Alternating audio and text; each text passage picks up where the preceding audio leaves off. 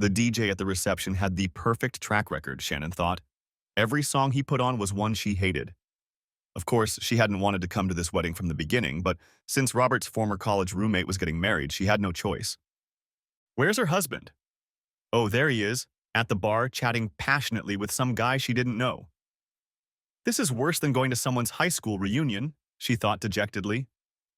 Hey, PK, shouted a female voice from the doorway, and Shannon looked up in surprise. Looking around, she spotted a young woman her age with a glass in her hand. Tracy, she squeaked. What are you doing here? I haven't seen you in ages. The two young women hugged. Then Tracy turned to the man who had accompanied her. Hi, Darren. This is Shannon, my best friend since high school.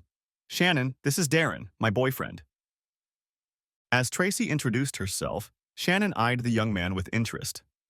He was just over 6 feet tall, his black hair slicked back. Dark stubble covered his jaw, and in one ear was a silver earring. Unlike most of the men at the reception, Darren was dressed in tight black jeans and a black leather bomber jacket worn over a black t-shirt.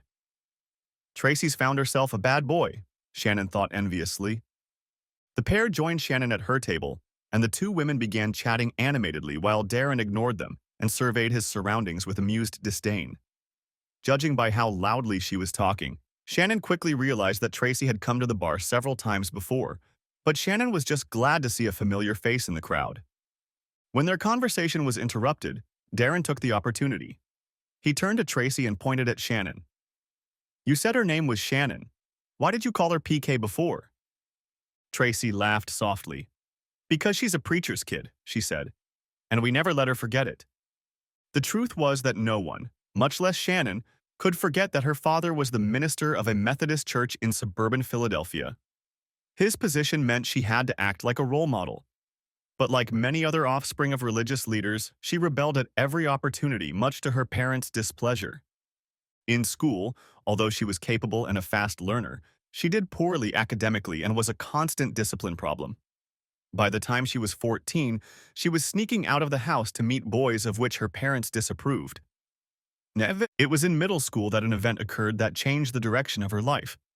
Her then-boyfriend came to pick her up for a date, but when Shannon approached his car, she discovered another girl in the front seat.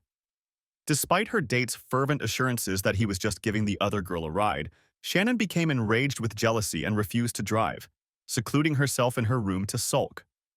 Later that night, she gets a call that her boyfriend and the other girl were killed in a car accident. Even though they didn't like the boyfriend, Shannon's parents insisted that she go to the funeral. As she sat in the pew during the service, she was overwhelmed with emotions. Grief over the boyfriend's death, guilt over the angry thoughts that arose that night, and most of all, fear at how close she had come to taking her own life. This last emotion caused her to reevaluate her lifestyle and make significant changes. While remaining rebellious, she did begin to curb her defiance. She began to focus more on her schoolwork and even took a summer job to have some income.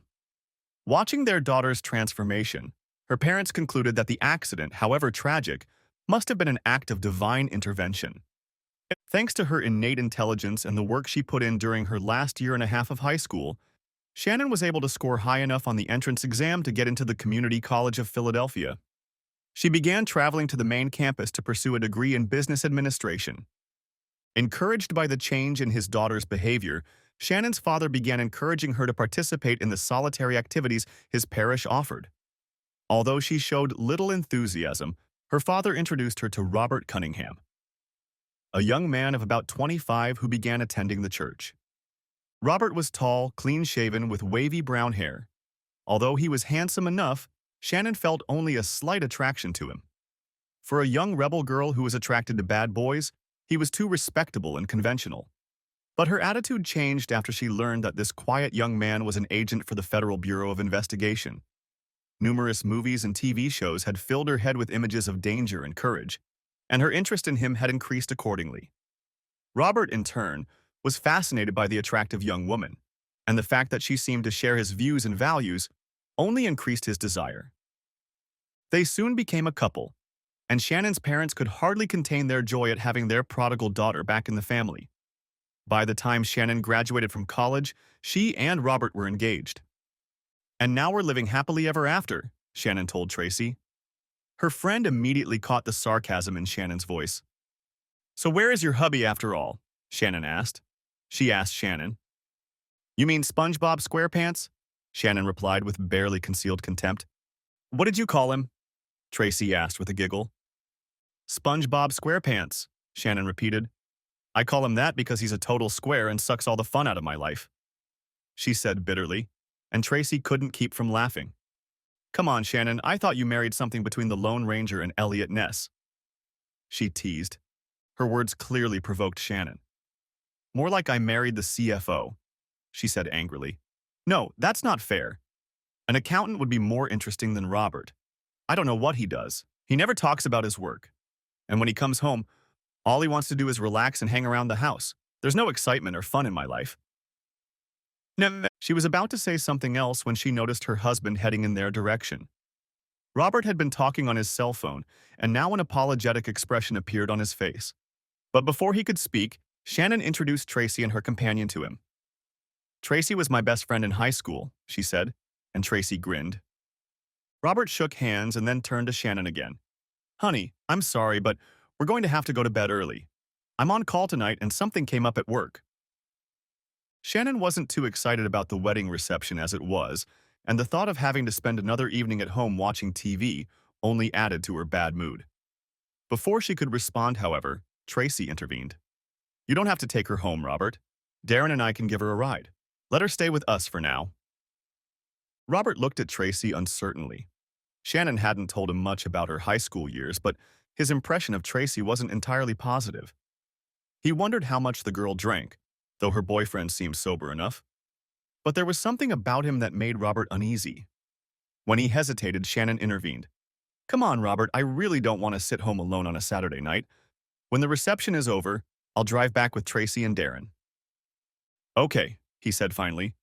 But it will be quite late when I get there, so don't wait up for me, darling. With those words, he kissed her and then went to pay his respects to the bride and groom. As soon as the door closed behind him, Shannon turned to Tracy with a look of gratitude on her face. Thanks, girlfriend. I would have screamed if I had to spend another night at home. Let's go get another drink. Before they could do so, Darren spoke up.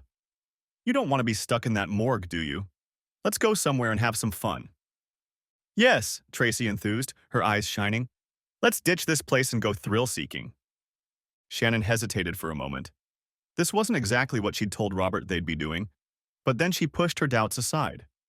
If he's going to play G-Man, there's no reason I can't go out and have some good fun for a change. As the three of them walked outside, Shannon was surprised to see Darren and Tracy heading toward the motorcycle. It's been a long time since I've ridden one of those, she exclaimed. Will we all fit on it? Of course, Tracy replied enthusiastically. You sit behind Darren and I'll put you on. What about the helmets? Shannon asked. Darren laughed. Helmets are for wimps. He threw his leg over the bike and then turned to stare openly at Shannon as she pulled up her skirt and climbed onto his back. This only added to the naughtiness of her act. As soon as Tracy was settled in the back, Darren tore out of his seat, started the powerful engine and raced away from the wedding party. When he made a sharp turn at high speed, Shannon involuntarily squealed with fear, clutching tightly to the skinny frame in front of her. Darren turned around to give her a knowing smirk, and Shannon once again wished her husband was more like him. When they got to where Darren was taking them, the combination of the vibration of the engine and the lean male body pressed so tightly against her began to work on Shannon's libido. But as she jumped off the bike, she reminded herself with some regret that Darren belonged to Tracy. As the three of them entered the door below street level, Shannon realized their destination was a dance club. The thundering music and flashing lights immediately brought her back to her teenage years, and she nearly jumped on the floor as they made their way through the semi-darkness. Tracy immediately headed towards the bar. Hey, I want to take some shots. How about you guys? Before Shannon could answer, Darren grabbed her arm and leaned over to speak in her ear. Want to try something better than booze? He asked insistently. You'll like it, I promise. Shannon pulled away and looked into his eyes. They seemed to be drilling her, and she realized she wanted to prove him right. Okay, what is it? He grinned. Let me introduce you to Molly. As Shannon stared at him in confusion, he did something quick and deft, and suddenly something appeared in his palm. While she was looking at him, he took one of them, put it in his mouth and drank it. She looked at him for another moment, then made a decision and did the same. "You'll like it, Molly," he laughed, and she thought they were conspiring. Then he turned to the bar, picked up Tracy and called out to the two of them. "Come on, let's go dance." Yeah. The three of them squeezed into the crowd and started dancing together. At one point, Shannon leaned over to yell in Darren's ear, "What about Tracy? Doesn't she like Molly?" He shook his head negatively. "Booze is her thing," he shouted back, and Tracy disappeared again but soon reappeared with another shot glass in her hand. After dancing for a while, Shannon felt a sense of warmth and well-being come over her. The music seemed to match her mood, and the rhythms of the lights merged with the movements of her body dancing to the beat. After a while, she vaguely noticed that Tracy had found a vacant chair and began to pass out. Darren went to check on her, and Shannon felt a slight loss, but he quickly reappeared and began to give Shannon his full attention. She wished that night would never end. A short while later, Darren picked up Tracy's breathless body and slung it over his shoulder. He then took Shannon's hand and led her to his motorcycle. He sat Tracy on the seat in front of him and threw her over the handlebars. They could have been riding for minutes or hours, but Shannon had no sense of time. All she could feel were gusts of wind. Finally, they stopped at an apartment building somewhere in town, and Darren carried Tracy again and Shannon followed. Once the three of them were in the doorway of the apartment, he unceremoniously lowered the unconscious woman onto the couch. On it, they did so. Evan, when she finally opened her eyes, she asked anxiously, "What time is it?" "Almost 2, he replied. She flinched. 2 o'clock? God, I need to get home." The ride home only took 15 minutes, but it seemed to Shannon like an hour had passed. As they drove, she tried desperately to think of some plausible excuse to explain to her husband why she was so late, but she was still not thinking straight and couldn't come up with anything. When Darren pulled up in front of Shannon's house, she hastily jumped off the bike. She wanted to say something to him, but her thoughts and emotions were in such a mess that she could only mumble, "Thank you, just thank you." He grinned and quickly pulled away from the curb, waving at her. As she turned toward the house, the fear she had been suppressing within her gripped her. She did her best to quietly unlock the door, desperately hoping Robert was already asleep. If she could slip into bed without waking him, she thought, perhaps she could come up with some excuse in the morning. But to her surprise, when she peeked into the bedroom, Robert wasn't there. She thanked her father's God for this undeserved blessing and hastily undressed, hiding her clothes in the darkness at the bottom of the laundry basket. She wanted to shower, but she hesitated to do so in case Robert caught her and realized how late she'd left. Instead, she threw on a nightgown and got into bed, taking a deep breath of relief that she was lucky. Just how lucky she was became clear when a few minutes later she heard Robert open the door with his key. It occurred to her then, the best way to avert disaster was to take the initiative by showing anger. So when he tiptoed into the bedroom, she reached out and turned on the bedside lamp. "Where the hell have you been?" She pounced on him with such fury that he involuntarily took a step back. "I told you," he replied, stammering, "that I had to leave on business." "You've used that excuse too many times already," she snapped back. "I'm starting to think you're seeing someone." He yawed. "No, honey, I would never do anything like that. I love you. But she was already on full alert and wasn't about to cede the advantage to him. "If you're not seeing anyone, tell me what you've been up to," she demanded. "I can't do that, honey," he pleaded. "Can't or won't," she stubbornly replied. It had been a long, hard night for Robert, and his weariness and disappointment at his wife's unjust accusations overcame his restraint. "It was a crime scene," he said tiredly. "I had to go to the crime scene." Shannon was inwardly pleased that her tactic had worked, but she didn't want to let him off the hook so quickly. "Crimes happen every day, Robert. What's so special about this case that you have to be stuck outside all night?" He sighed and spoke in a low, cold voice. "Do you really want to know? Okay, then it was murder. Actually a double murder. Whoever did it brought them to the dump." He shook his head as if chasing the memories away. "Anyway, that's what I was doing while you and your friends were having fun at the wedding reception. Are you happy now?" he asked bitterly.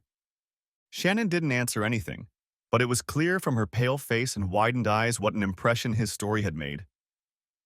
Robert quickly climbed into bed and defiantly turned his back to Shannon. She turned off the bedside lamp and pulled the covers over herself, satisfied that she had managed to divert his attention. The next morning, Shannon slept until noon. When she finally got up, Robert regarded her coolly, but as the afternoon wore on, he began to regard her more warmly. But instead of relief that his anger had subsided, Shannon felt depressed. Saturday night had been an exciting and enjoyable adventure, but now her life was returning to the routine that had seemed so boring, and that made her even more restless. Meeting Stacy and especially Darren had awakened impulses and desires in her that she hadn't felt since her high school days. The resumption of a routine existence seemed almost unbearable to her. Now, going to work the next morning, she was still depressed, but that was how she felt in the mornings. Her degree in business administration qualified her for a position with the School District of Philadelphia, and she had managed to land a job as administrative assistant to the purchasing director. Shannon didn't like the director. He was a lecherous man who was always trying to look under her blouse or skirt. But she was glad she had a job. She even remembered to throw a few unintentional glances at her boss to get a good yearly grade. Still, the job mostly amounted to a boring routine, and she was quickly growing tired of it. But this Monday, she was in for a surprise. When the director went out into the lobby to greet a visitor and brought him back into the office, Shannon almost shrieked with delight. The visitor turned out to be none other than Darren. He was wearing a suit and tie, his hair slicked back in a conservative style, his silver earring removed, but there was no doubt that it was him. A slight smirk appeared on Darren's face when he noticed Shannon, but he said nothing and gave no other signs of recognition. As they entered the principal's office and the door closed behind them, everything turned over in Shannon's mind. Memories of Saturday night came flooding back to her, and she wondered about Darren's sudden appearance and his encounter with her boss. Curiosity took over and she turned on the intercom, carefully lowering the volume. The office still had the old system that allowed the director to give her instructions without leaving his desk. Shannon had long ago figured out how to use it to eavesdrop. It was risky, but she was too curious not to be tempted. After listening to their conversation for a while, she became even more perplexed. Darren seemed to her to be nothing more than another traveling salesman trying to sell the school system cleaning and office supplies. She found it hard to believe that a Saturday night bad boy on a motorcycle could be a soap salesman. But the longer she listened, the more she thought there was something odd about their negotiations. Darren had told her boss that he was introducing a new business to the neighborhood, trying to build a relationship with the school system. The principal didn't seem particularly receptive at first, but then the tone of the conversation changed. "Our company is very eager to show you how competitive we can be," Darren said in a confident voice. "So much so that we're willing to make you a special offer. It is not uncommon for us to do business through a broker, in which case we pay him a 10% commission. Since we don't have a broker in this case, we're willing to offer you the same commission as a thank you for helping us get back on our feet." Shannon heard the director lean back in his chair and imagined the look on his face. "You said 10% commission," the director said, as if he had little interest in the matter. "And what would be the limit on the size of the order?" "No limit, Mr. Director," Darren replied calmly.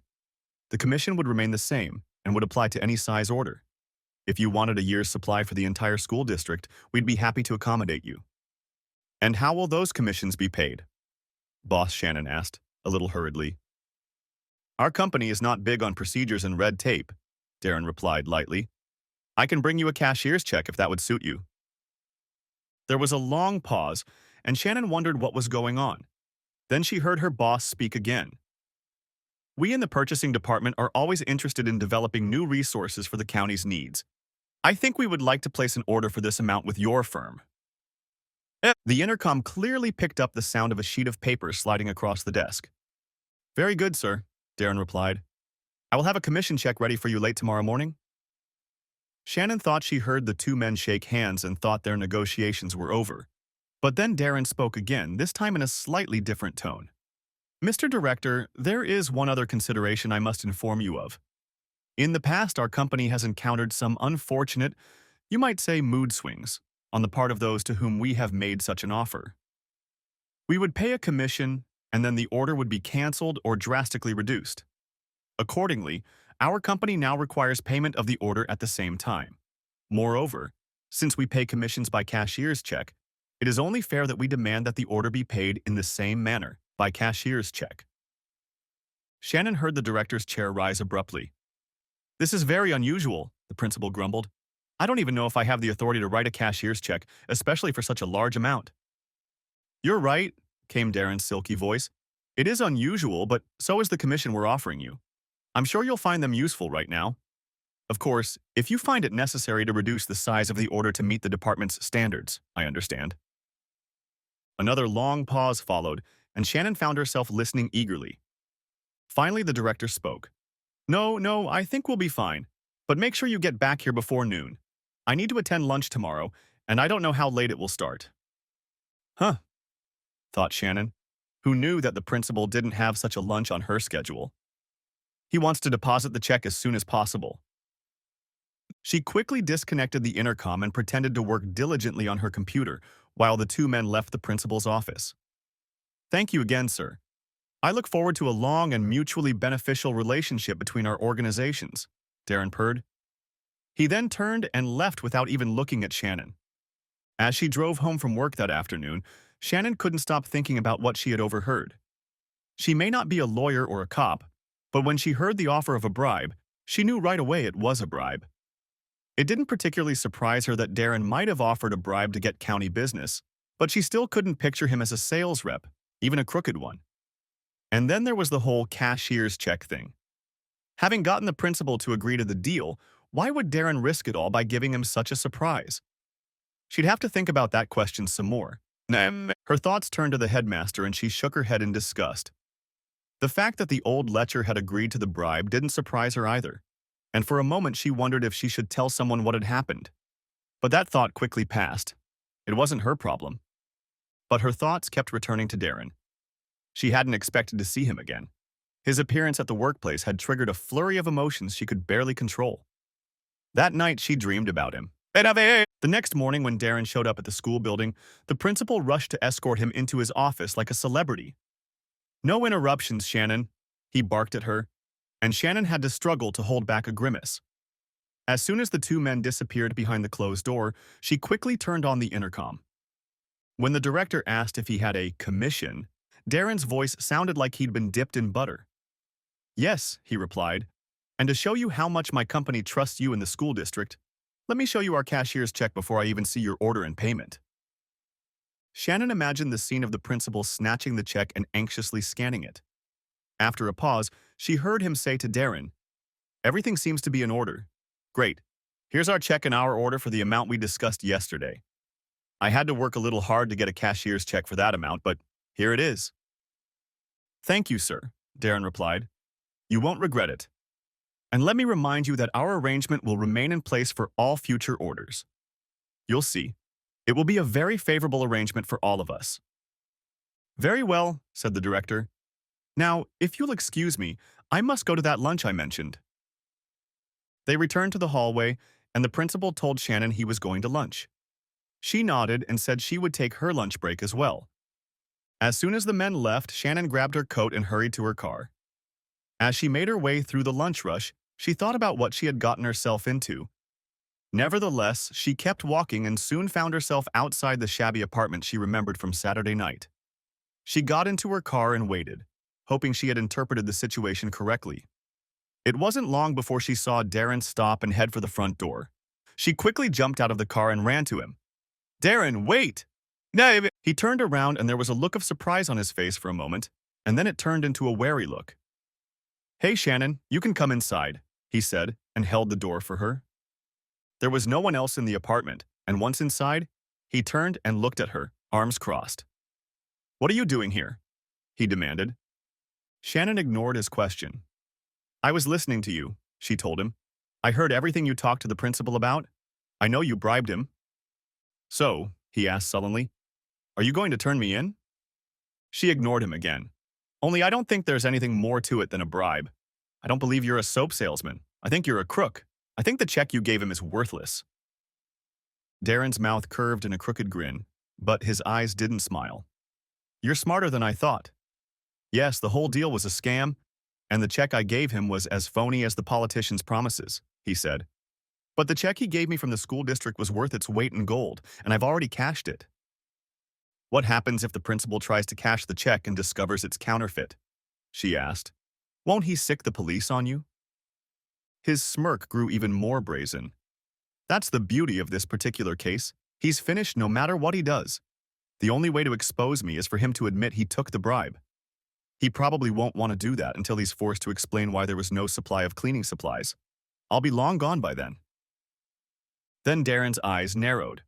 So how much do you want for your silence? I don't want your money, she replied flatly. This time he was visibly surprised. No? Then what do you want? She looked at him intently. I want you to take me with you. Her answer caught him off guard, and he thought for a moment. Then his face relaxed and the smile returned. Are you sure? You really want to give up a husband you love? A nice house in the suburbs and a 9 to 15-hour job? He asked mockingly. Do you really want to give it all up to run away with me? An angry expression appeared on her face. I think I've been looking for a man like you all my life.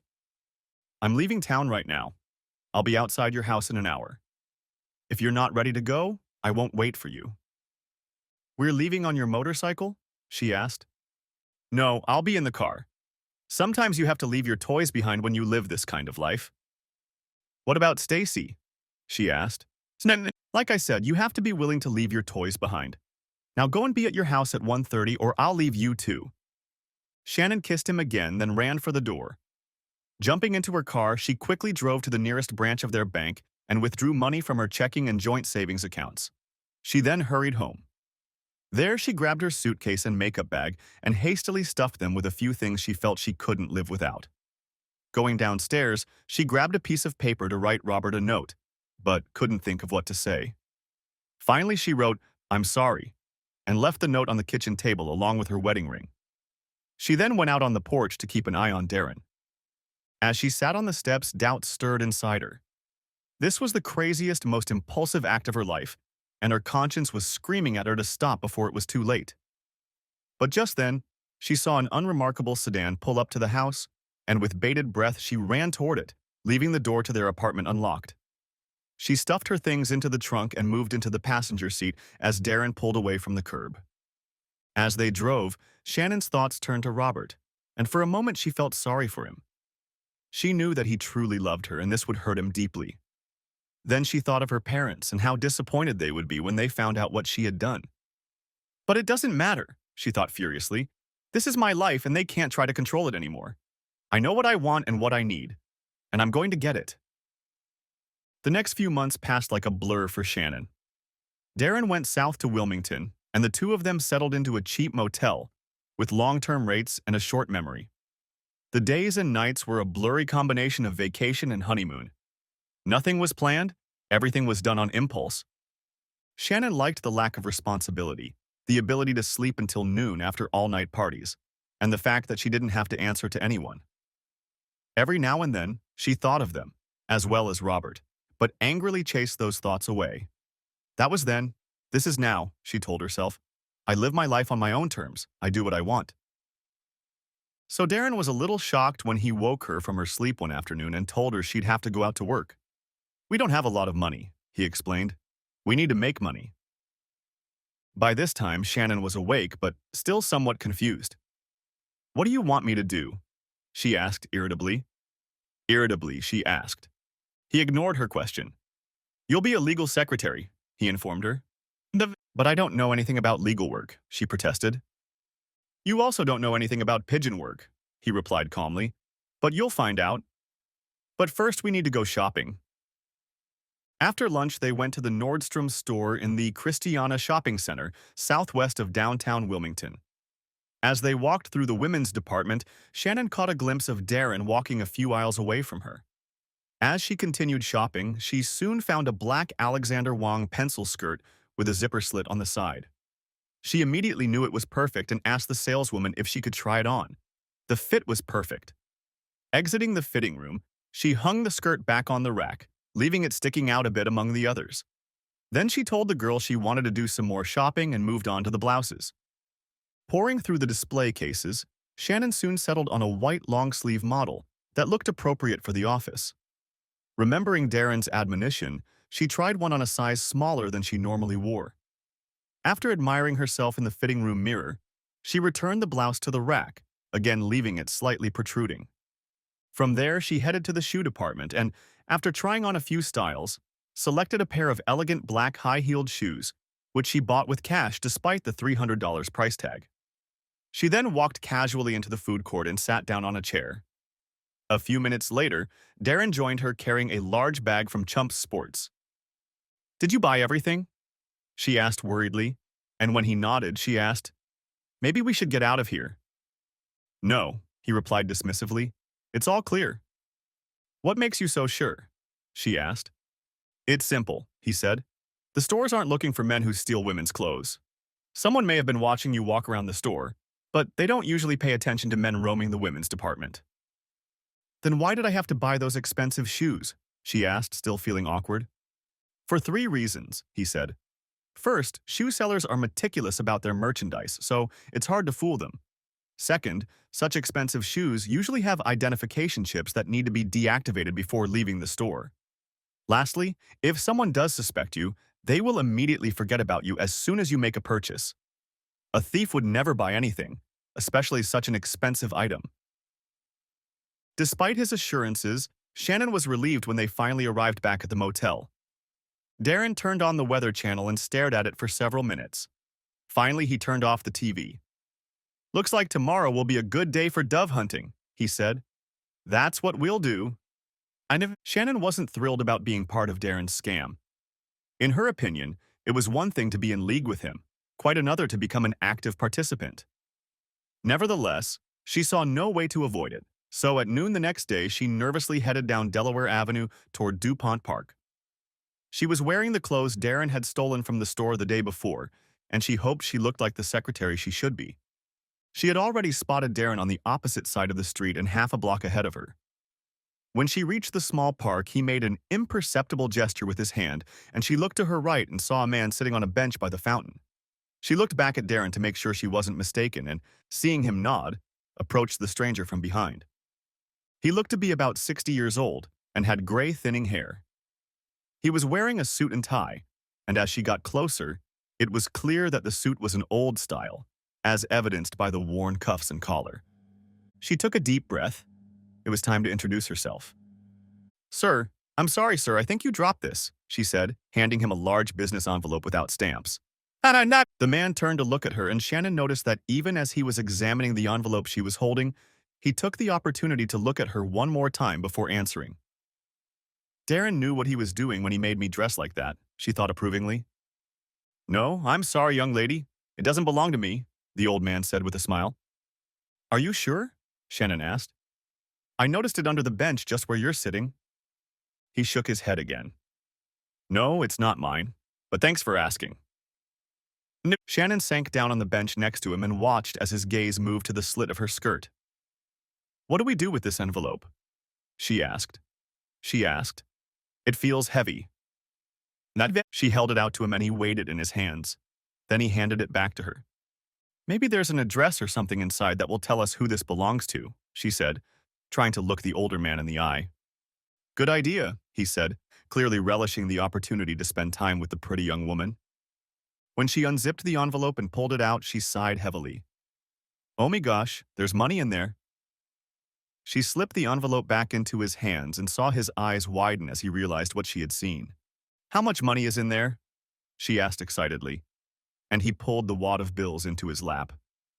Now it was his turn to gasp. "These are wads of $100 bills," he said in a quiet voice. He began counting them quickly, and when he finished, he turned to her and said, "There are 20 bundles here, and there are 25 bills in each. That means there's $50,000 in here." She looked at him with widened eyes. "Can we keep them? After all, there's no first or last name on the envelope, and there's nothing inside to indicate who they belong to. That would be $25,000 for each of us." She saw the impatience in his eyes, but he still hadn't fully calmed down. "I think we should report it to the authorities in case someone lost them," he said.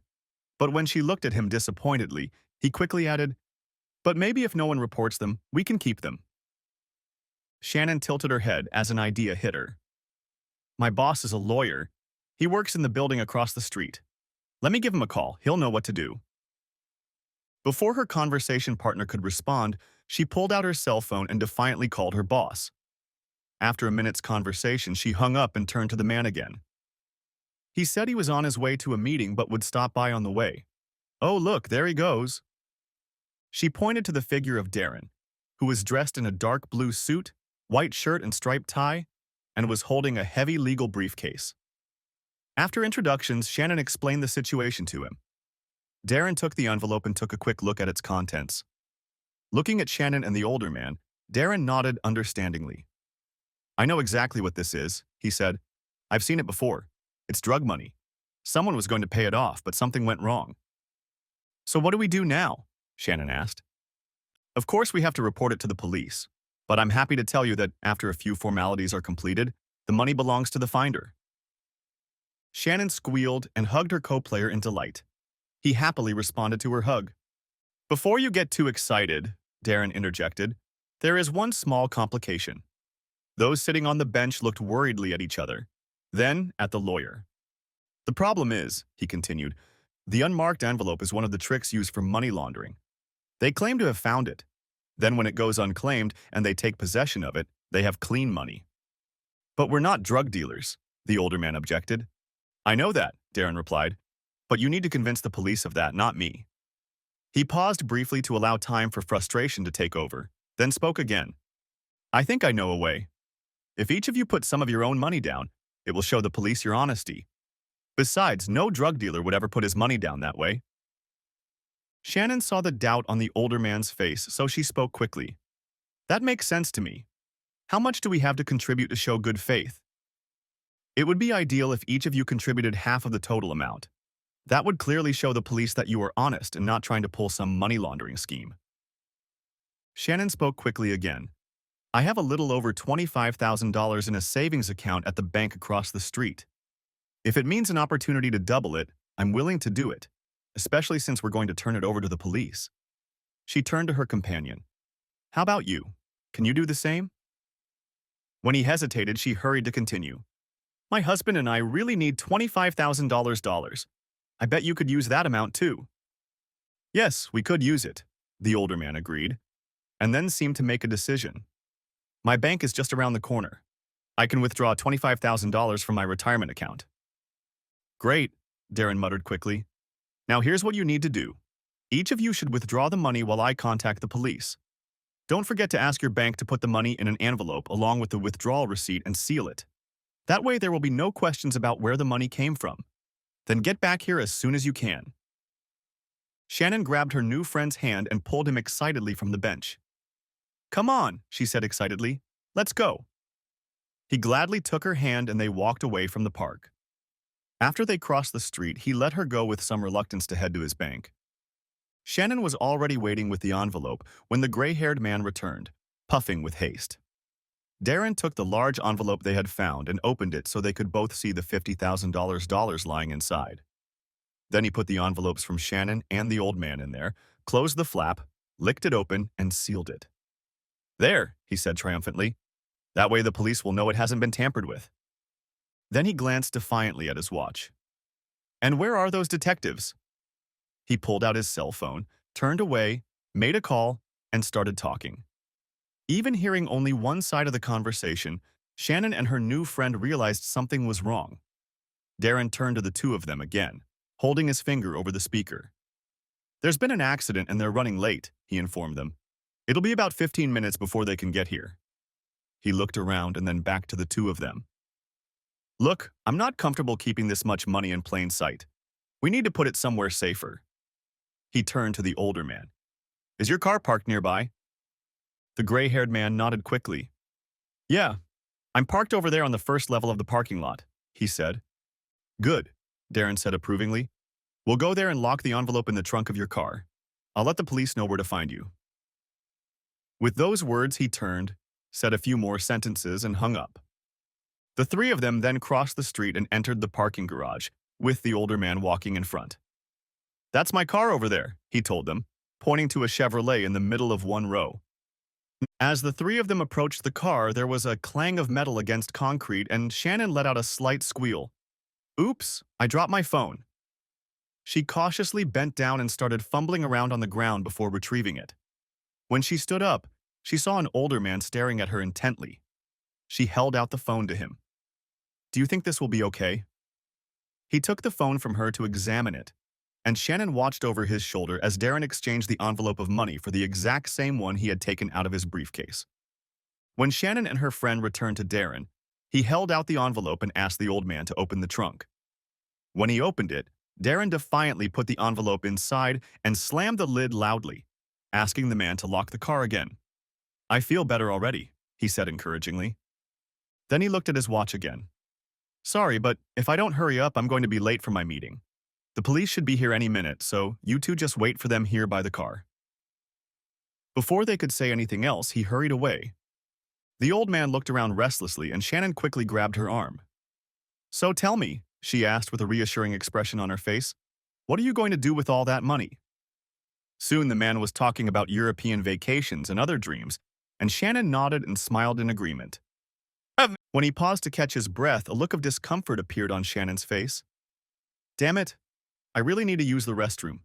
I'm going to run to the ladies' room at the bank and then I'll be right back. She leaned over and kissed his cheek. Don't go, she said with a smile, and hurried toward the door to the lobby. Instead of stopping, she hurried straight through the lobby. Once out of the building, she turned west and walked down the street until she was in an alley. Darren parked there with the engine idling. When he pulled away, she was nearly shaking from the adrenaline rush. How did I do? She asked excitedly. Like a pro, baby, like a pro, Darren replied. That's how you should fall off a pigeon. 7. I wonder how long it will be before he opens the trunk and discovers an envelope full of newspapers, she asked. Long after we leave here, Darren replied. No. She laughed happily and leaned back in her seat as they drove toward the motel. When they pulled up to the motel, Darren turned and looked at Shannon. Go inside and wait for me. I need to stop by the bank right away. What bank? She asked in confusion. The Bank of Moscow, he replied calmly. The Bank of Moscow? She asked in surprise. I've never heard of it. Why would you go there? You'd better not know, he replied curtly. Noticing her gloominess, he hastened to continue. When I get back, we're going out for some fun. While she waited for Darren, Shannon began to reflect on what they had just done. Now that the euphoria of the successful con was gone, she couldn't help but think about the old man they had just robbed. Guilt stirred in her at the memory of his shabby clothes, but she angrily pushed it out of her thoughts. He's probably got tons of money in the bank, she told herself. He won't be missed. Still, she was beginning to feel a little depressed. She wanted to live with this bad boy, but she never thought she'd have to be involved in his affairs. My father would just die if he found out, she thought. And so would Robert. The thought made her angry with herself. Why should I even care what they think? She asked herself in disgust. To throw herself off balance, she pulled a joint out of Darren's bag and lit up. By the time Darren returned, she was high, giggling and hungry.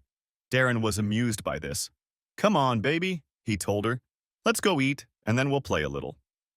A week later, Darren informed Shannon that it was time for them to move on. We're leaving as soon as I get back, he told her. When she asked where he was going, he said to a business meeting. After Darren returned, they quickly loaded their belongings into an unremarkable car. Darren stopped by the motel office, paid the bill, and then got behind the wheel and drove north on I-95. Are we going back to Philadelphia? Shannon asked. No, he replied curtly. To Newark. Why to Newark? Shannon asked curiously.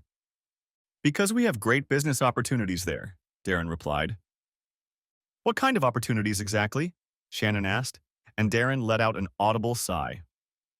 Okay, he said. We have a lot of time ahead of us, so I think now would be a good time to talk about it.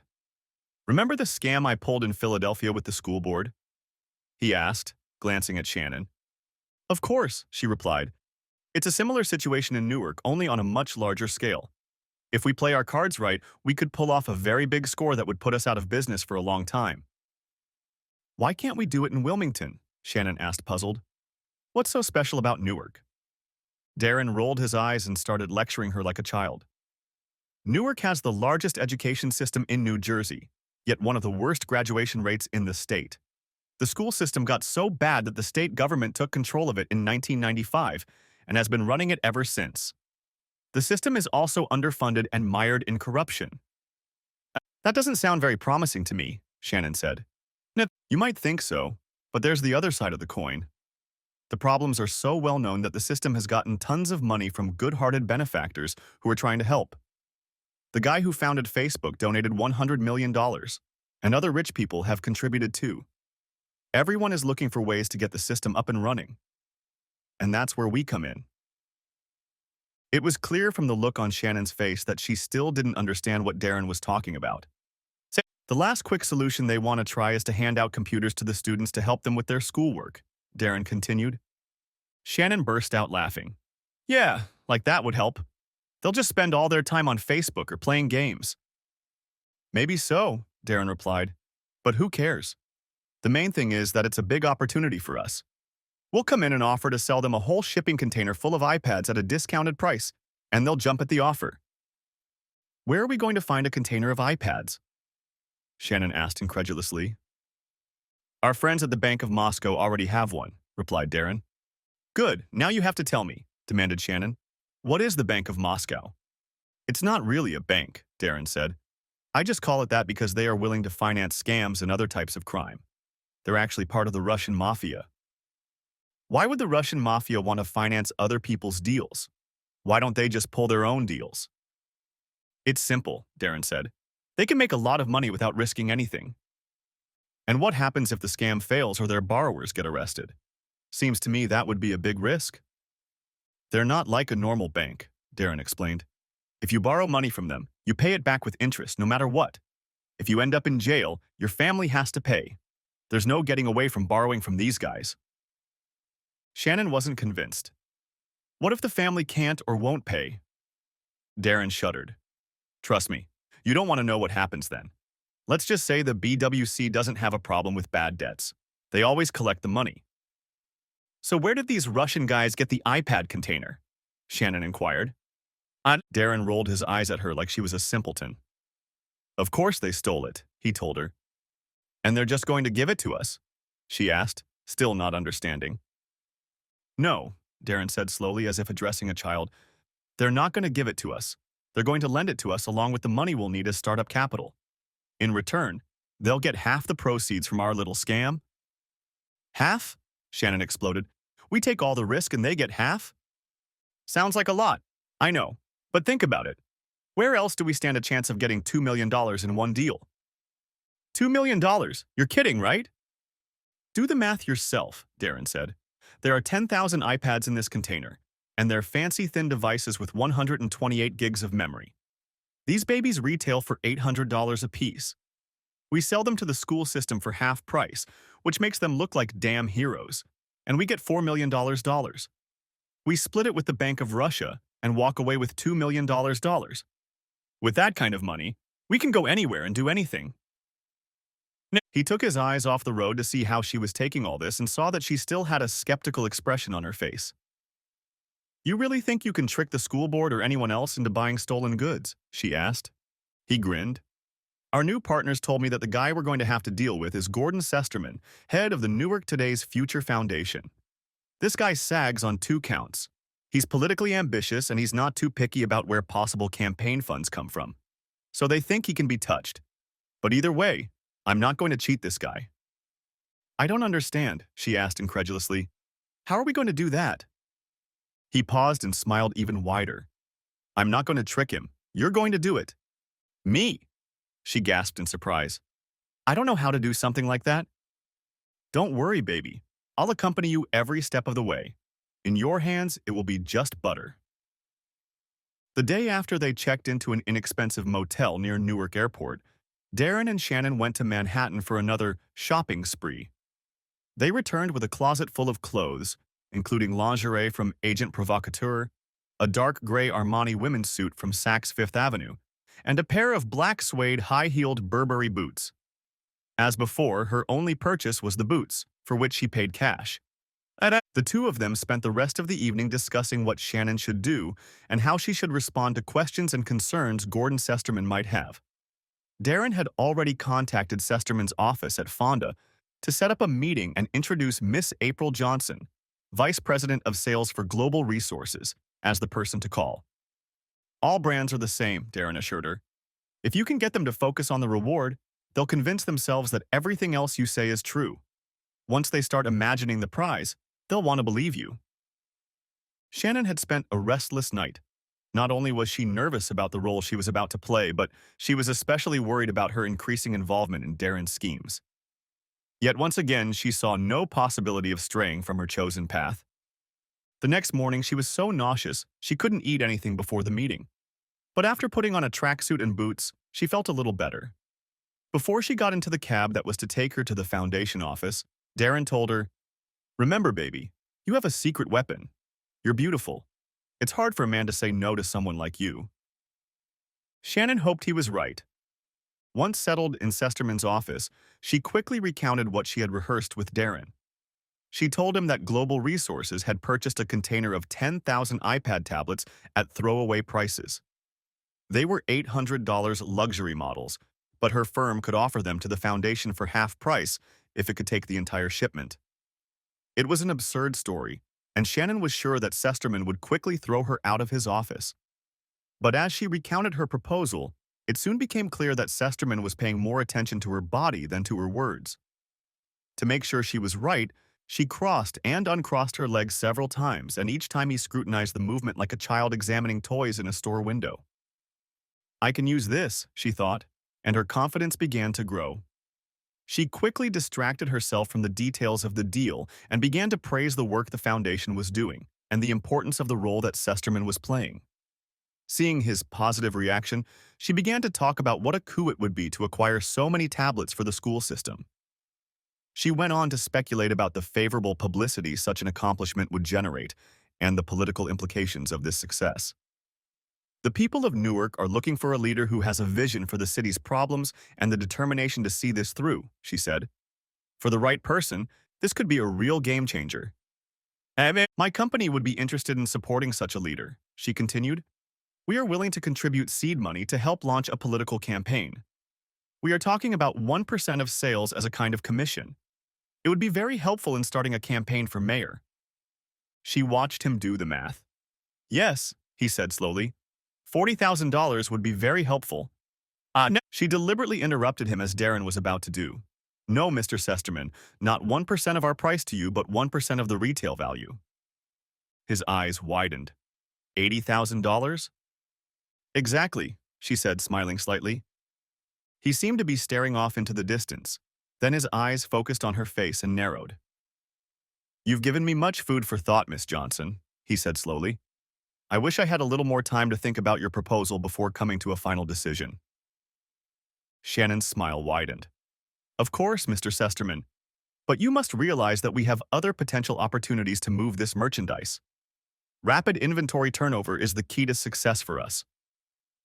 Sesterman looked at her shrewdly and nodded. "I understand all of that.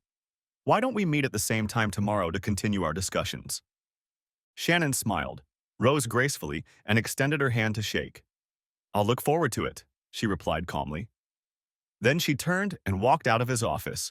When she got back to Darren, she couldn't wait to tell him everything that had happened. "My God, Darren, I think this might work." He hardly asked any questions, and when I started talking about what it could do for him. "You know what this means, babe? If we make it work, we'll walk out of here with $2 million. We'll be able to go anywhere and do anything." When Shannon returned for a follow-up meeting the next day, she was wearing another shoplifted outfit suitable for business. She walked confidently into Sesterman's office, and his introductory response only served to reinforce her attitude. "Miss Johnson, I have carefully reviewed your company's proposal and find it extremely interesting." "He's hooked," she thought, trying not to betray the triumph on her face. "However, in the course of my research, I came across an interesting situation that I would like to share with you," Sesterman continued. "About 9 months ago, a school system in Philadelphia contracted to purchase a large quantity of cleaning supplies from a new vendor. After the supplies were never delivered, an investigation was conducted. In the end, the head of procurement admitted that he had received a bribe from a fictitious supplier." At those words, Shannon's excitement was replaced by fear. "My God," she thought, "he knows about us. The police must be outside by now, ready to arrest me." Her heartbeat quickened and sweat broke out under her armpits. All she could do was not rush to the door.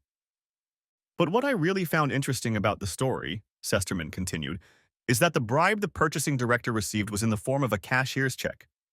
Ironically, that cashier's check was just as phony as the supply contract itself. Shannon wondered if she should faint. Sesterman smiled smugly at her.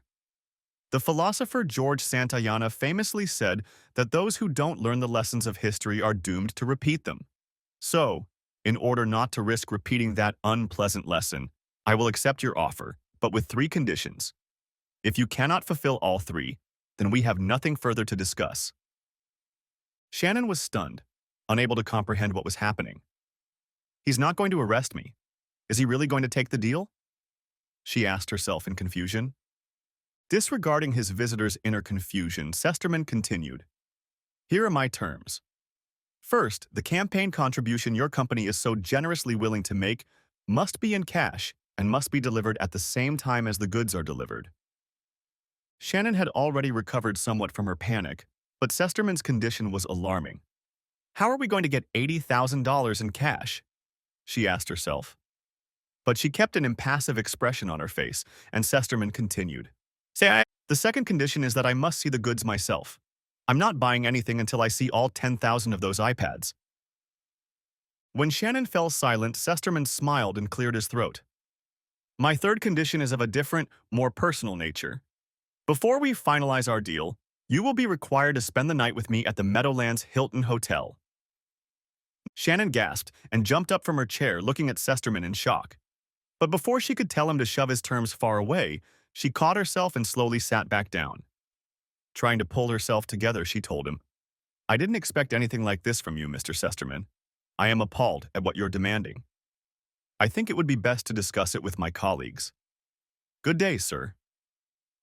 With these words, she stood up again and headed for the door. Sesterman's parting words made her stop. Please don't hesitate long, Miss Johnson. My offer cannot be delayed. A quick turnaround of inventory. Do you understand? Shannon gritted her teeth in fury but said nothing more. When she returned to the motel, her angry look told Darren that things had gone wrong. Before she could speak, he demanded, What happened? What went wrong? When she told him about Sesterman demanding cash from him, Darren didn't see it as an insoluble problem. I didn't expect that, but I think we can do without it. Let me talk to the Russians and see what they say. Similarly, Sesterman's demand to show the goods did not bother Darren. The Russians have received the container at the port of Newark. I'll arrange a special introduction for Sesterman when I call them about the $80. That might work out well for us, Shannon. It'll be all right. Shannon was getting angrier by the second. No, it won't work, she yelled, because I'm not going to sleep with that bastard. That's his third condition? Darren exclaimed. He wants to entertain you? Great. So he's in on it. We got him, baby. We got him. Shannon was stunned by his answer. I'm not a prostitute, she protested. I don't want to spend the night with that prude. Darren squeezed her shoulders so tightly that Shannon flinched. Grow up, Shannon, he shouted at her.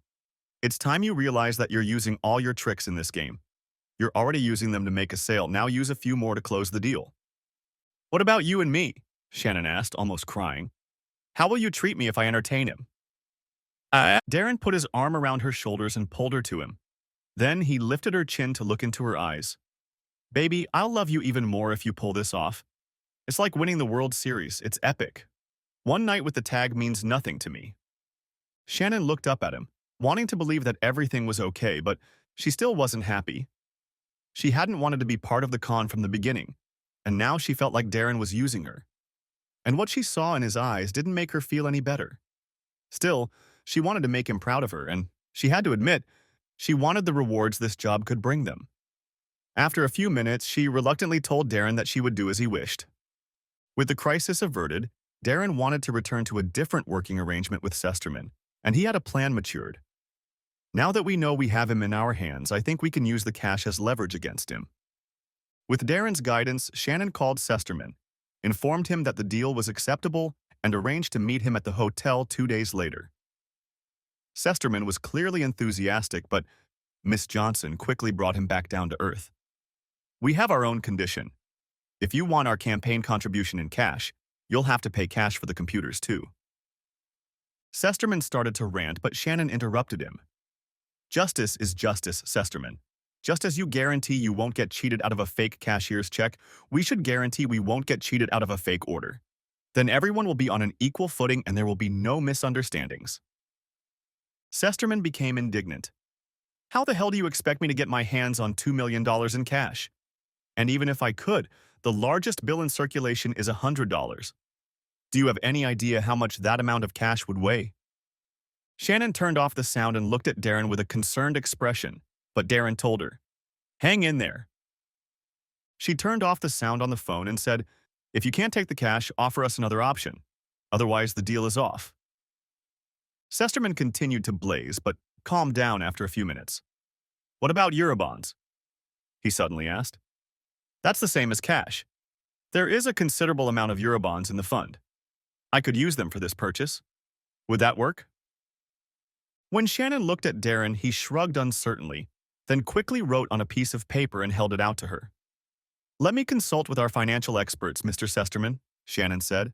"I should be able to get back to you within the hour." When Shannon hung up, Darren quickly called his Russian interlocutor and began to explain what had happened. He then listened for a long time before hanging up. "What did they say?" Shannon asked anxiously. "The Russians told me that Eurobonds are issued by corporations and governments in Europe.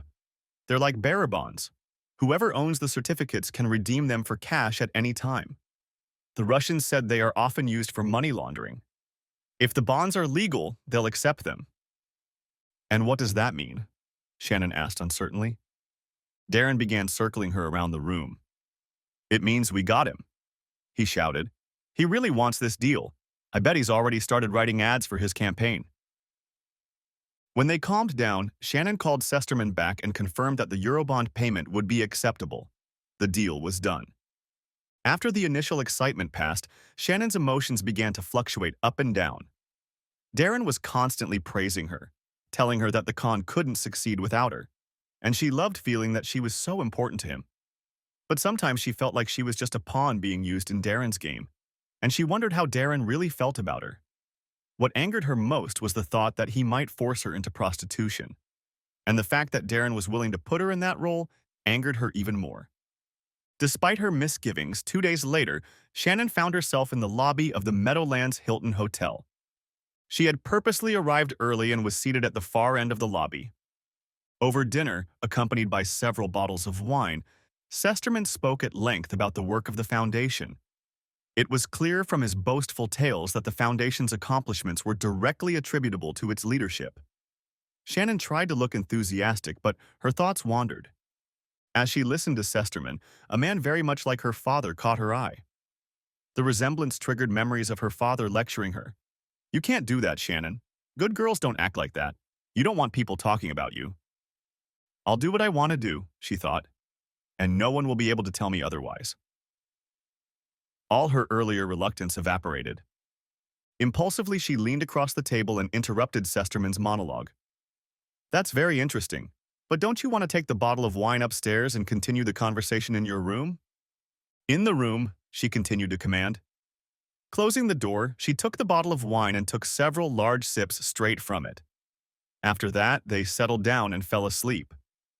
A few hours later, she woke up confused, not realizing where she was. But the view outside the window of the lights of Manhattan quickly brought back to her everything that had happened that evening. When she came to her senses, she was overcome with a sense of elation.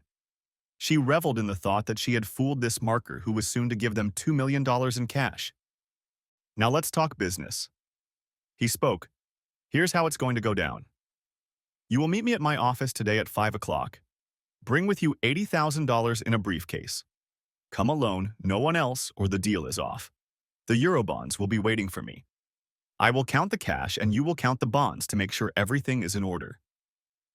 Then, when we're both satisfied, you and I will go to the vault I've rented. You will take a sturdy padlock with you, and so will I. We'll both lock up the money so no one can do any tricks. We'll leave the money in the vault while we inspect the goods at the container terminal. Once I can verify that you actually have the iPads, you and I will go back to the locker, and each of us will take our money." He paused. "Understood?" he asked. When she nodded, he stared at her for another moment. "Remember, no tricks," he said. Shannon held his gaze, hoping the disgust she felt for him wasn't glaring. No tricks, Sesterman. All that will happen is that everyone will get exactly what they want. And Sesterman gave her a thin smile and headed for the door. When she returned to the motel, Darren was waiting impatiently for her and wouldn't leave her alone until she told her what had happened. When she described the scenario that Sesterman had outlined for the day's deal, Darren made a thoughtful expression on his face. "It's going to take some work," he said, "but I think we can make it work. I'm going to go talk to the Russians and make some plans." With those words, he left Shannon to pack their meager belongings, counting on a quick escape once they pulled off the scam. Stuffing her suitcases, she felt overwhelmed again. The rebelliousness of the previous night was gone, replaced by insecurity. The way Sesterman had treated her that morning had revealed the true nature of what she had become, and she felt ashamed of herself. She tried to convince herself that she didn't care what others thought, but it didn't convince her. To cheer herself up, she went back to thinking about what she and Darren could do with the money. "I'd really like to see Paris," she thought. "I've always heard it's very beautiful there." She imagined walking by the Eiffel Tower, shopping in exclusive French salons and dining in fine restaurants. These thoughts lifted her spirits, and she was almost there when Darren returned. He entered the motel room carrying a large briefcase. "So," he said, "I think we've got it all sorted out." He patted the briefcase. "There are 80 Gs in this briefcase. You're to guard it until it's locked in the vault, because if anything happens to it, the Russians will pounce on us like a shark on a seal." Shannon shuddered at that picture, then asked, "So how is all this going to work?" "It's probably best if you don't know," Darren replied. "That way you can't accidentally give anything away." Shannon didn't like his distrust of her, but before she could say anything, he hurried to continue. "There is one more action you must take to finalize the deal, and then we shall be free." She listened to his instructions and smiled weakly. "I can handle it," she said confidently. Shortly before 5 o'clock that evening, Darren dropped Shannon off outside the Foundation's office. "Just remember, baby, in an hour we're going to be rich," he said encouragingly. Shannon started walking toward the building, carrying her briefcase in her hands. Darren had already handled it, and she was surprised to find how much all those stacks of $100 bills weighed. Sesterman was anxiously waiting for her. When he tried to take the briefcase from her, she snatched it back. "Easy, easy," he soothed. "I'll just count it." He pointed to a metal briefcase on a table nearby. "The Eurobonds are in there. You can check them out if you want." Shannon walked over to Sesterman's briefcase and quickly counted the face value of the bonds. Then she pulled one of the bonds from the middle of the stack and took a picture of it on her cell phone. She then emailed the photo to the account she had designated. A few minutes later, her phone rang and a voice with a Slavic accent said, "They are real. You may proceed." She breathed a quiet sigh of relief and nodded to Sesterman. "All right," he said. "Let's get started." They each picked up their briefcase and walked out to Sesterman's Mercedes. He drove in silence for several miles until they pulled up to a somewhat dilapidated self-service warehouse. Shannon's doubts must have reflected on her face because Sesterman said, "I chose this place because no one ever comes here. We won't be disturbed." Sesterman pulled up in front of one of the roll-up doors and they both got out of the car. When he unlocked the padlock and lifted the door, Shannon saw that there was nothing inside except a rack along one wall. Sesterman slid his briefcase onto the shelf and suggested she do the same with hers. "The money will be safe here until we get back from the container terminal," he told her. They walked out of the vault and Sesterman clicked his lock. Shannon attached the lock she had brought with her in her purse. "Now neither of us can get in without the other," she told him. He nodded reluctantly. "Okay," she said as they got back in the car. "Let's go look at a lot of iPads." Sesterman drove east and turned onto the Lincoln Highway, heading south. When he reached Port Street, he drove around it in a circle, heading east, and then turned south on Corbin Street and entered the Port Newark Container Terminal. It was huge, and Shannon had to pull out the manual Darren had given her to explain to Sesterman where to find what they were looking for. They drove slowly past row after row of brightly colored shipping containers. Loading cranes loomed in the background like giant orange birds. Eventually, they turned onto a narrow street of colorful containers, and Shannon directed Sesterman to stop beside one painted bright blue. She checked the numbers on the end of the container against a sheet from her purse, then looked at Sesterman. "Here it is," she told him. She handed him the key, and he quickly unlocked the padlock and opened one of the two doors. The 40-foot-long container was filled with large boxes with the familiar Apple logo. Sesterman pulled a folding knife from his pocket and quickly opened one of the boxes, revealing a stack of smaller boxes inside. Opening one of them, he pulled out an iPad and let out a jubilant exclamation. "I told you so," Shannon said. Then, as Darren did, she added, "But you should check the boxes in the back to make sure they're all the same." "You're right," Sesterman agreed eagerly, and began climbing over the large boxes to get to the far end of the container. When he almost reached the back wall, Shannon couldn't wait any longer and began trying to close the container door. Hearing the hinges creak, Sesterman turned and yelled, "What the hell are you doing?" Enraged, he began backing toward the entrance while Shannon desperately tried to close the door. But the locking post was stuck, and she didn't have the strength to move it. As Sesterman approached, she turned in fear and ran back down the alley of shipping containers until she was on the street. Screaming with rage, Sesterman climbed out of the container and rushed after her, but saw her jump into Darren's waiting car. He quickly turned around and ran back to his Mercedes to pursue them. But no sooner had he pulled out of the alley than an 18-wheeler truck braked at the entrance, blocking his path. Furious, Sesterman jumped out of the car and demanded that the driver move over, but he responded in a language Sesterman did not understand. Then the driver and his assistant began unloading their truck, while Sesterman stood there cursing in frustration. Shannon was still shaking as she and Darren pulled out of the container terminal and headed toward the warehouse. "I felt like I was running on tar," she gasped. "I was sure he'd catch me." Darren only grinned. "You don't have to worry about Sesterman," he grinned. "Those truckers have orders to keep him there for an hour before they remove their vehicle. We'll be long gone by then." "Won't he call the police?" she asked anxiously. "And send them to the vault to find all that cash and Eurobonds?" "Unlikely. That would surely be the end of his political dreams." Darren laughed. When they pulled up to the warehouse, it was deserted. Shannon quickly ran to the door of Sesterman's room and unlocked it with her key. While she did that, Darren opened the trunk of his car and pulled out a pair of bolt cutters. It took some fumbling, but the shackle wouldn't budge. Quickly grabbing the handle, Darren lifted the door. "That's it," he said cheerfully and ducked inside. Shannon followed him and watched Darren frantically rummage through the insides of the small container. Then he turned, grabbed Shannon by the shoulders and started shaking her. "Where are the briefcases?" he shouted. "Where's the money?" Shannon twisted out of his grip and walked over to the bare shelving unit to look. "We left them right here," she said in confusion. "I know they were here." "Sesterman must have taken them," Darren exclaimed, trying to find some explanation. "No, he didn't," Shannon shrilled. "I saw them with my own eyes. They were on the shelf when we locked the door." Darren grabbed his head and groaned. When he looked up at her, she saw that his face had gone pale. Oh God, he moaned. "This is bad. This is very bad. The Russians will kill us if we don't bring them the money." His fear caused Shannon to panic. "It's not our fault, Darren," she cried out desperately. "Someone must have stolen it. The Russians will understand. They have to understand." "You don't understand? These are very bad people. I know what they did to people who owed them, and we owe them a lot of money. We're as bad as dead people." "No," Shannon shouted, grabbing Darren's arm. "We can talk to them. We can pull another scam and then pay them back." "Let go of me, you stupid bitch," Darren yelled, pushing her with such force that she fell to the concrete floor, bruising her hip.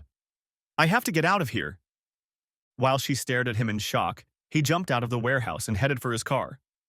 "Wait for me," she shouted, trying to get to her feet. But Darren ignored her and started the engine. But no sooner had he put the car in motion than two large black SUVs pulled into the driveway, completely blocking his path. Several large men ran up to the car door and yanked Darren out of the driver's seat. In a matter of seconds, they had his hands tied and had him in the back seat of one of the SUVs. As she stood there, paralyzed by the sight, Shannon felt rough hands grab her arms and twist them behind her back.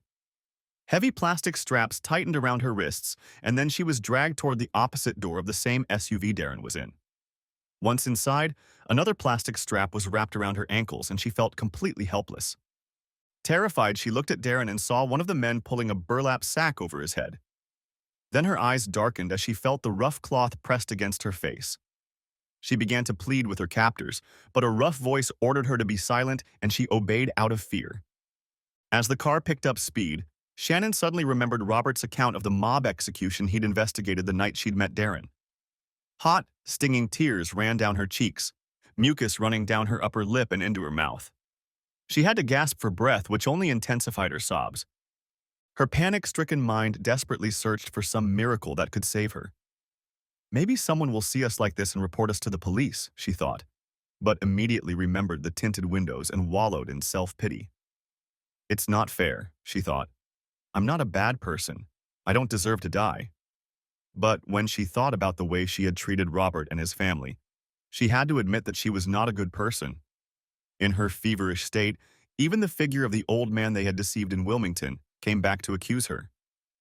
Her thoughts returned to her family, and she tried to recall the religion her father had tried in vain to instill in her. She mentally began to bargain with God, promising to change her life, to become a better person, if only he would spare her. But no matter how hard she tried, she could not remember a single prayer, and finally she sank down on the seat in utter despair. A sound came from her side and she realized Darren was whimpering. And here I thought he was a bad boy, she thought angrily. At that moment, the car turned a corner, causing her to flip over in her seat, and the pain in her bruised hip reminded her of Darren's cowardly attempt to escape without her. She silently began cursing him and herself for getting carried away with him. The car took a sharp turn, and it was clear from the vibration of the tires that they had turned onto a dirt road. Shannon was seized with a new attack of terror. We're in a junkyard, she thought, and started sobbing again. The SUV braked sharply, nearly slamming Shannon into the seat in front of her. The door beside her swung open and she cried out as she felt hands groping her legs. Don't move, a voice commanded roughly, and immediately the plastic tape around her ankles tore. Now she was grabbed by the arms and dragged out of the car. The unknown captor led her forward, and she heard Darren shuffling beside her. Stumbling, they walked on the uneven ground for about 20 yards and then stopped. Strong arms wrapped around her shoulders and forced her to her knees. The ground was rocky, but in her fear, Shannon hardly noticed it. A voice on one side of them asked, "How much longer?" 5 minutes, no more, another voice replied. Shannon was puzzled at first, but quickly the horrible truth came to her. She had less than 5 minutes to live. She started to lower herself to the ground, but someone's hand roughly pulled her back up.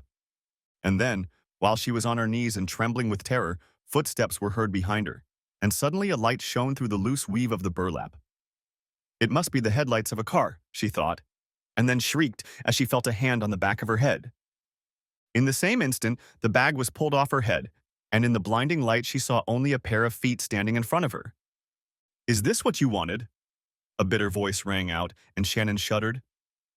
That sounds like Robert's voice, she thought incredulously.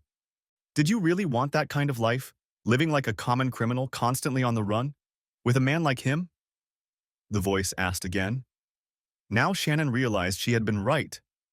Robert's voice had lowered but was full of emotion. I would give you everything, Shannon. I would do anything to make you happy. I'm willing to take a bullet for you.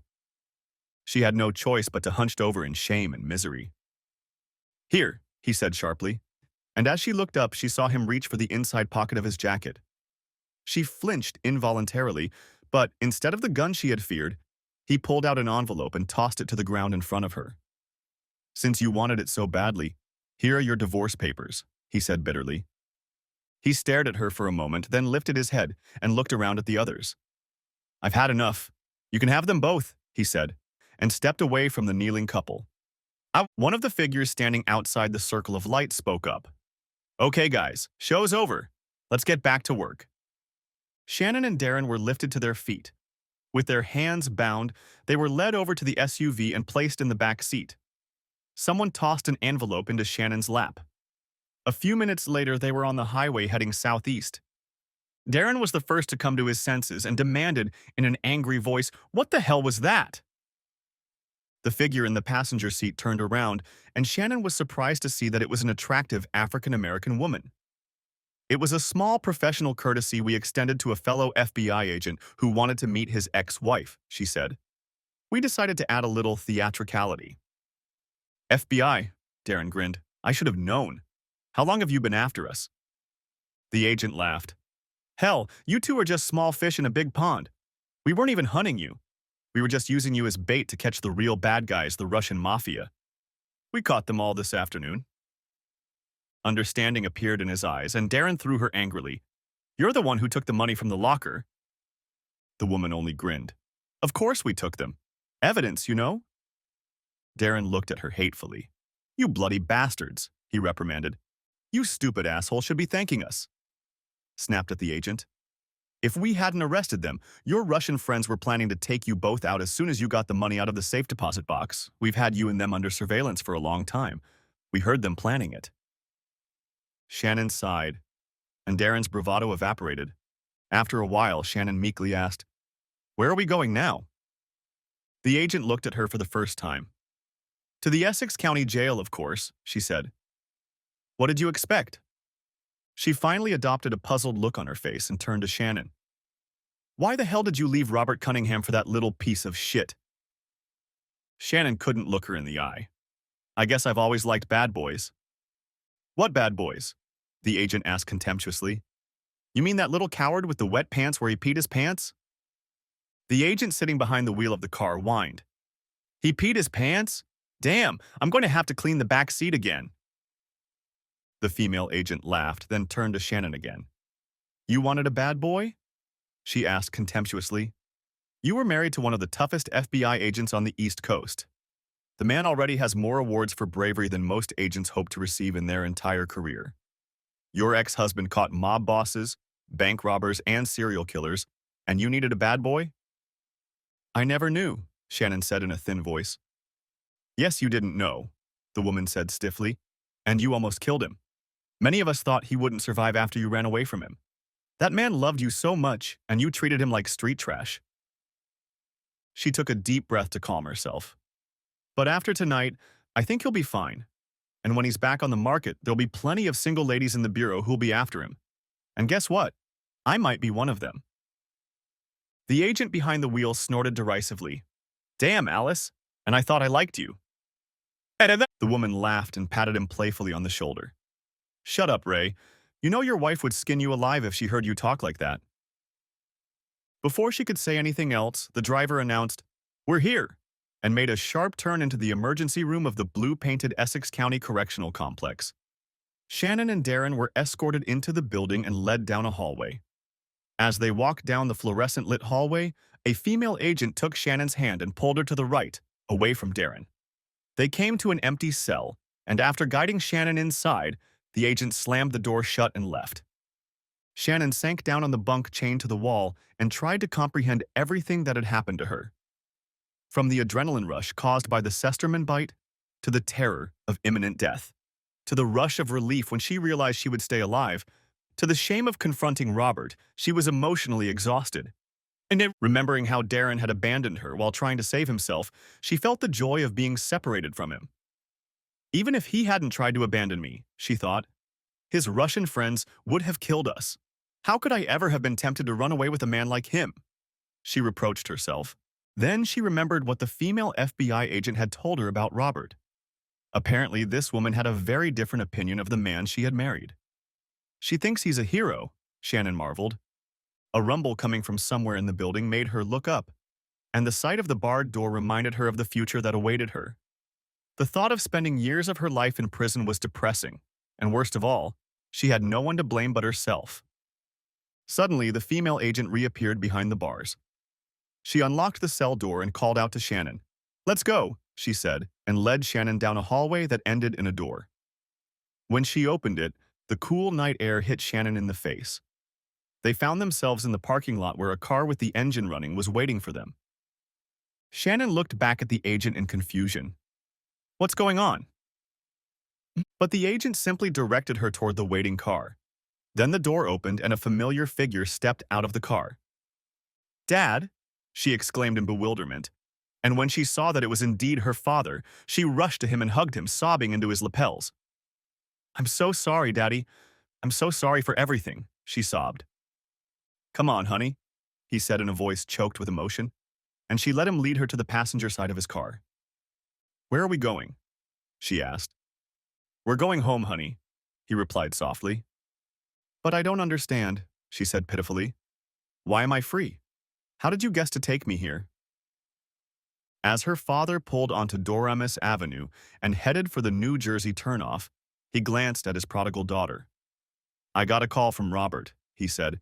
"He asked me to give you a message. He said, 'Tell her it's a parting gift from SpongeBob.'"